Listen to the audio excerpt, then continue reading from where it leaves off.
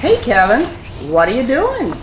Well, James called the other day and he said, I got a great idea for a video for you. He said, I wish somebody had told me how to do this or I didn't have to figure it out on my own.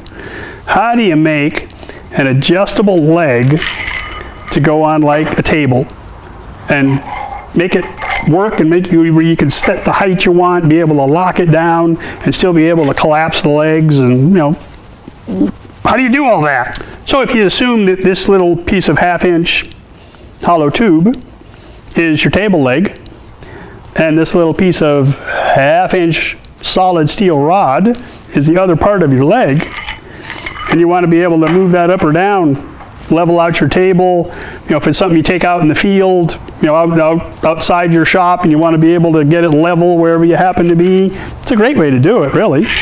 All you need is your 2-piece leg. This is fixed on the table. This part is loose.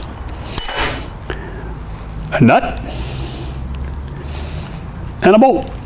And all you're going to do really is just come into your fixed table leg, the upper portion of it, drill a hole to take whatever size bolt you happen to have, bolt, screw. I would use a bolt simply because it's got a head. You can put a wrench on it. You might even just weld a wrench to it, or you'll put a little piece of stock across the head of the bolt, tack it on, turn it into a thumbscrew, rather than just having the little bolt head. You have your fixed table leg, you've got a hole drilled through it so your bolt will fit through, and you're just going to weld that nut on the outside of the leg, being very sure, being very careful that you've got it centered right. Just go ahead and put your nut on the bolt. Screw it in a little ways so you got a little stick out on here where you can put it inside the hole and it's centered. So you're not going to be like dragging it down the wall of the tube itself. So once you get it set up that way, get it centered, then you just go to your welder. MIG, TIG, stick, oxy, whatever it is, however you happen to have it to be able to do it, and weld that nut on. Oh yeah, that's my cue. Let me turn it on. So I'm using the AHP Alpha TIG 200X.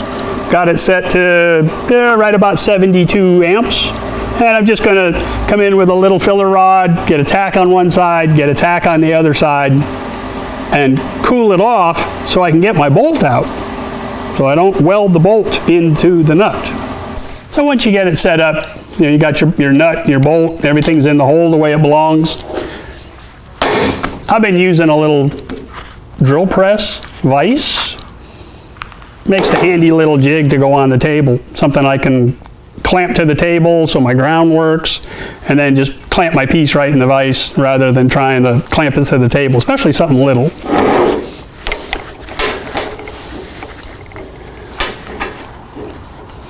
And it also picks it up a little bit higher, makes it easier to get to.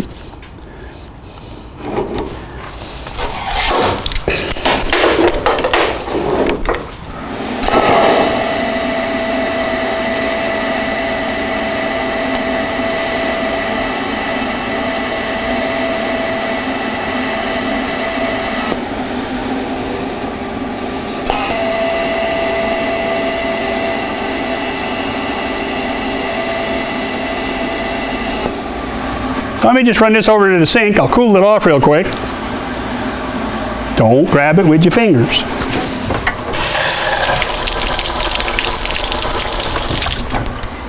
So now we've got the nut just welded on there. The bolt turns nice and free. Almost. There we go. So then I would normally just take this bolt all the way out. Eventually. And just go ahead and weld it all the way around. Let it cool off. If you have a tap and die set, you might get the right size tap and just run it through there just to clean up the threads, because it's going to get red hot as you're welding. So you got your nut on your fixed leg, you got your bolt.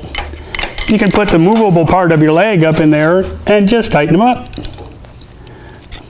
Not too tight. And if you find it still is not getting tight enough, where you've got this smooth leg, the smooth surface, and the bolt just doesn't want to grab it right, well, figure out, a very common height, something that you're going to use all the time. you're going to leave a mark on it with your bolt because you keep trying to tighten it on there.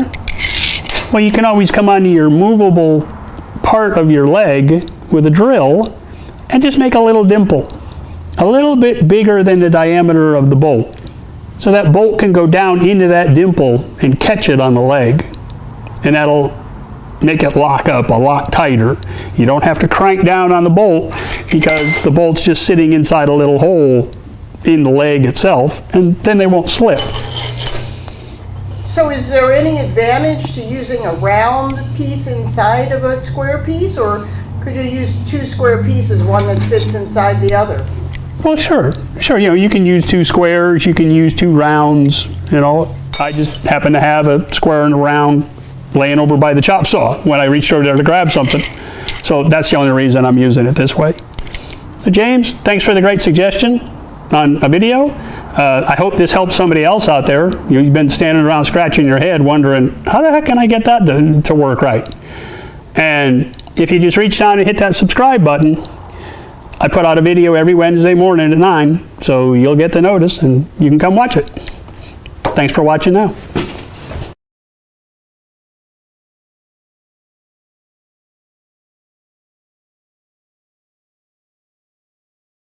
Wondering why I've called you all here this evening?